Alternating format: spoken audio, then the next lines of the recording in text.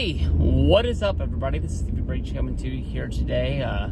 Just got off work, heading home. It was honestly one of those days, probably the first day of the holiday season, that you clock in, and then it feels like you're pretty much just clocking out to go home because you work so hard all day that you don't even really notice how much crap you've done. But WWE's Royal Rumble up around the corner. WWE doing a push to really get people fired up for the Royal Rumble. It seems like they're still selling tickets, and I'll tell you this much, I'm surprised that the Royal Rumble is not a sellout. It seems like the Rumble sells out each and every year because of the fact that it's the Rumble. It's the first step on the road to WrestleMania, and it's a big fun event. I'm lucky enough to be able to say that I went to 2 Royal Rumbles. One of them, I treated like more of a big deal at the time. I believe it was like 2000. Shit, I'm gonna expose myself.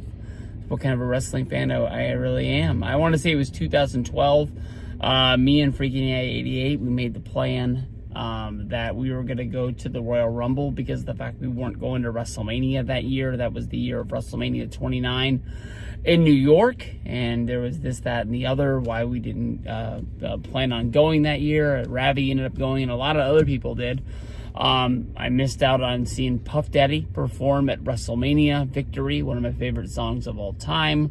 I missed not seeing the 9/11 thing, and I really missed, not hanging out with Bobby, the Lorenzos, Danny, a lot of other people that went to that year's WrestleMania that I never got a chance to hang out with. But the other one was 2002 in Atlanta, and that was in my hometown. So we just happened to buy tickets. Me and my buddy Christian, we sat up in the cheap beer drinking seats up top. We had a lot of fun that night, but it was. I'll say the truth, at the time I really wasn't watching a lot of wrestling. That was right before my move to California, and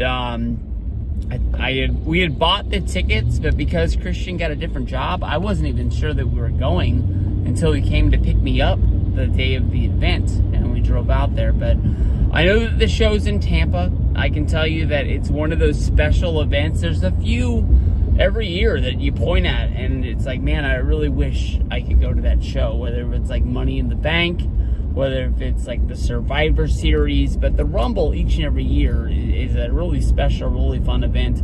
I'll tell you, from the last Royal Rumble I went to, the only thing that got old was the fact that everybody stands up every single time the countdown comes on to like prepare to cheer for whoever comes out. And now that they have 2 Rumbles, they have the women's and the men's, I think that would get really exhausting.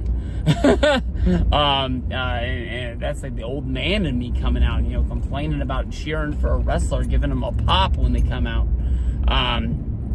But this year's Royal Rumble, I'm guessing it looks like, when CM Punk came back, we were really throwing things out there like, man, this year's Royal Rumble is going to be huge. You've got CM Punk, who's going to be a big deal.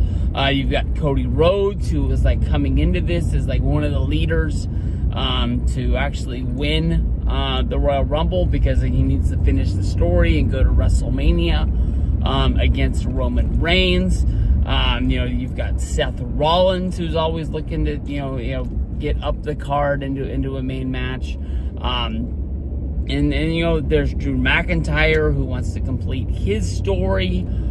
You've always got the surprises of people coming in. Right now with the 2 big companies, pretty much everybody is kind of locked up, and there's no real like surprise free agents that really have a chance to come in and win the Royal Rumble. But there's always a chance of somebody coming back. I mean, Shane McMahon, I'm pretty sure, was in like the Final 4 the year before last, or sometime soon. So you never really know. Maybe some guy comes up from NXT and then wants to make a splash on the main roster right away. But now it seems like they just put people from NXT in the Rumble, and it doesn't mean that they're getting promoted to the main roster. It's just a night of work for him, just to go out there and show off, and then hopefully that can give them to rub to like somebody wants to watch, NXT on USA, to see a guy like Carmelo Hayes or something like that. So we'll have to see. I'm always rooting for Braun Breaker. I want to see him win that thing. I think that he's going to be a big deal in WWE sooner than later. It's just a matter of once they put him on the main roster, actually finding a way to use him and actually keep using him in a big deal. Because I think that honestly, NXT has always been really good for a lot of guys, but the transition period, when you switch over from being on the NXT, the writing staff taking care of you to putting you on Raw or SmackDown, it seems like they drop the ball on you right away. Whether it means like the writers aren't prepared, they don't really. They're not used to your character and how you'd fit in, but very rarely do you see somebody who come in out of NXT to the main roster and just knock it out of the park. But this year you really look and see what's going on.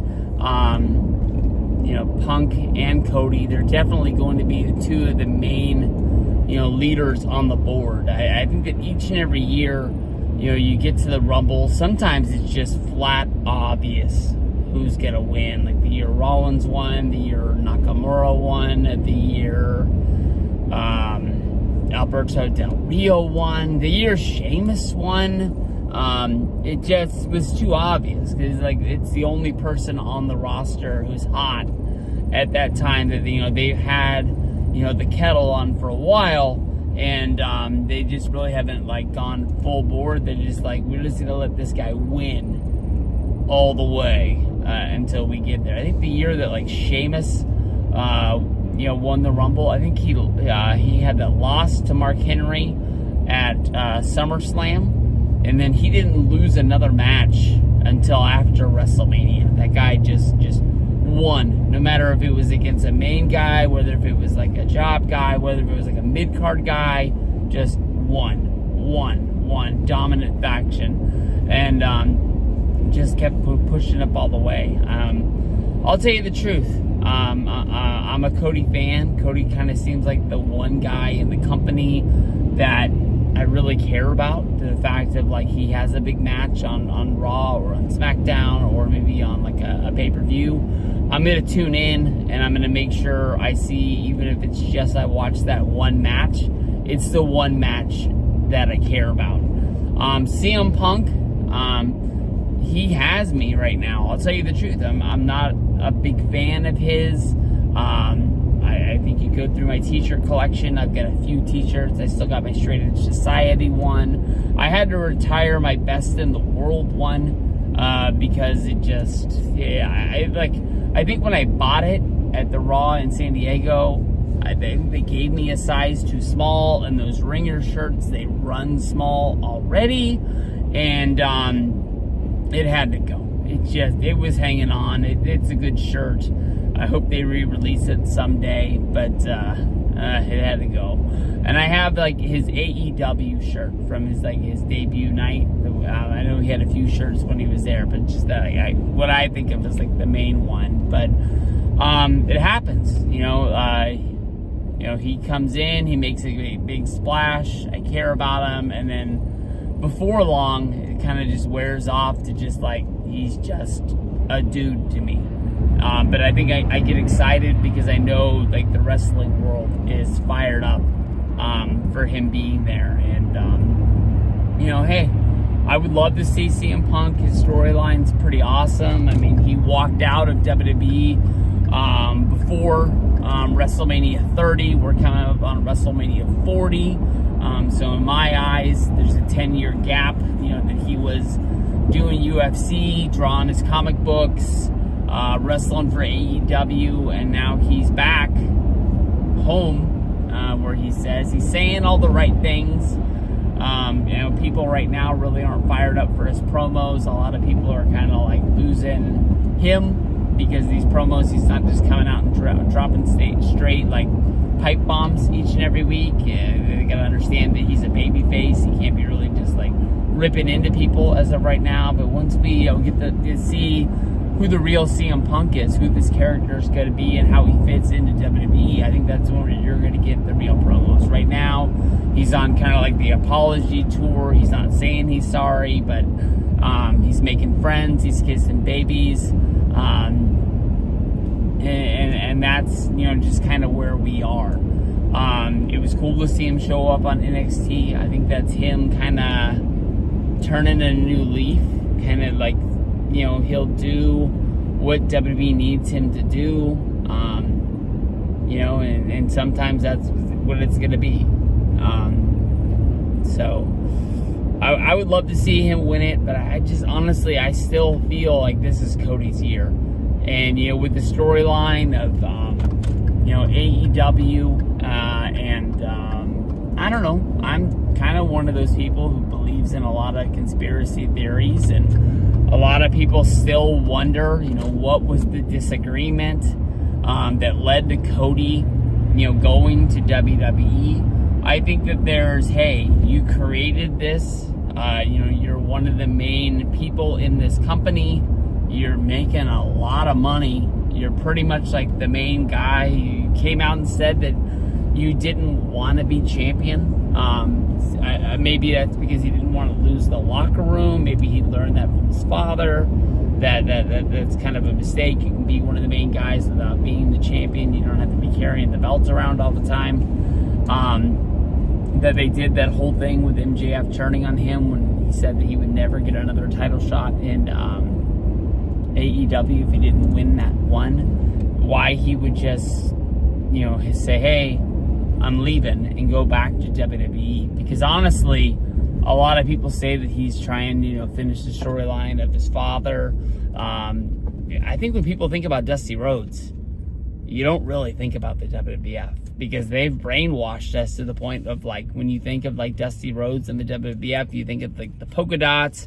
Some people think it was a rib. Some people think that it was Vince holding him down, and they were never supposed to be one of the main guys in the company. They wanted to treat him like he was like a laughing stock because he was from the opposition. He was from the NWA. He was from WCW, so they couldn't put him over. They couldn't make him look good, because that would make people think, like, well, if this guy came from there and he's good, maybe we should watch that. Maybe they got a good show going on over there. Kind of like the opposite of what they did once they brought Ric Flair over in late '91, with him bringing the actual belt, calling himself the real world champion, saying, hey, you might have won that over there, but it doesn't mean anything here. And him still pushing it, him and Bobby Heenan saying, this is the real belt. This is the real belt. There had to have been somebody who's like, well, this is a real belt. Let's see who else is over there. So I don't know. I just honestly don't get, some people said they just wanted to get Roman to 1,000 days. 1,000 days was a while ago. And we've had, SummerSlam. We had, big shows between then and now, that I believe that, if they wanted Roman to drop that belt, he would have dropped it. Obviously, the story is, keeping Roman going, looking for the right time to do it. In my eyes, if it's supposed to be monumental, there's no other time better than WrestleMania. I think Cody's got to win this Rumble. Cody's got to go to WrestleMania 40. I know there's no real ties to, like, Cody in Philadelphia. But if WrestleMania 40 is supposed to be monumental, because of the fact it's, like, on the 10th anniversary, like, 10 isn't that good of a WrestleMania, but it was a big deal because they did it for 10 years. 20, they kind of gave it the same treatment, because of the fact that, it was back in Madison Square Garden, and they had a lot of really good matches. But 30 in New Orleans, people thought that they were going to blow the roof off that dome. I'll tell you the truth. I mean, I think it delivered. I think, honestly, it's one of the best WrestleManias of all time. People look at it as like the Undertaker loss, but they gave us what we wanted. They knew that for us to walk away happy, Daniel Bryan had to be the main guy in the main event, and that's what they gave us. And it wasn't even on the paper. months before that show, or they would have had him win the Rumble. And instead, he was like in a tag team with Bray Wyatt, and they're like, you know what? This isn't what people want. Let's give it to him. So, I mean, 40. I think you got to go out there and do him. You could do Rollins versus Punk. Rollins doesn't look like he's going to be in the Rumble because more than likely he's going to be defending his World Heavyweight Championship. So, hey, why not? I think it's Cody. I'd put my money on him. That's what I think's going to happen. Cody win the Rumble.